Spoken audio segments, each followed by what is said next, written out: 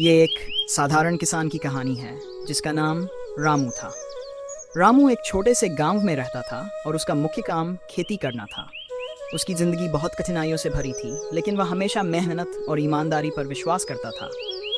रामू के पास एक छोटा सा खेत था जिसमें वह धान और गेहूं उगाया करता था। उसका खेत बहुत उपजाऊ नहीं था और उसे बारिश के भरोसे ही अपनी फसल का इंतज़ार करना पड़ता था।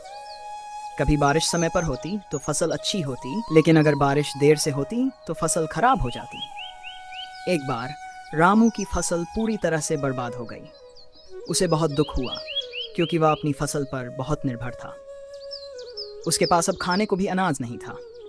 उसने सोचा कि अब क्या करेगा। वह हिम्मत नहीं हार सकता था क्योंकि उसका परिवार उस पर निर्भर था।